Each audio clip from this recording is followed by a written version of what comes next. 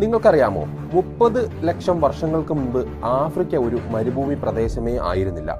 ഒരുപാട് പുഴകളും പച്ചപ്പ് നിറഞ്ഞ സ്ഥലം തന്നെയായിരുന്നു. ഈ കാലത്ത് ചതുപ്പ് നിലത്തിൽ ജീവിച്ച മീനായിരുന്നു ആഫ്രിക്കൻ മുഷി. പിന്നീട് ജലലഭ്യത കുറഞ്ഞ് ആഫ്രിക്ക മരുഭൂമിയായപ്പോൾ ഈ മീനുകളിൽ നല്ലൊരു ശതമാനം മീനുകളും ചത്തുപോയി. പക്ഷേ അതിൽ ചില ആരോഗ്യമുള്ള മീനുകൾ അടുത്ത മഴക്കാലം വരെ ജീവൻ നിലനിർത്തി. ഈ മീനുകളുടെ അടുത്ത തലമുറയിലെ മീനുകൾ കനത്ത വേനലിനെ അതിജീവിക്കുവാൻ പഠിച്ചു. മഴക്കാലമായാൽ കിട്ടാവുന്ന അത്ര ജീവികളെ ഭക്ഷിച്ചു. വേനൽക്കാലത്ത് ചളിയുടെ അടിയിൽ പോയി ദീർഘനിദ്ര പ്രാപിക്കും.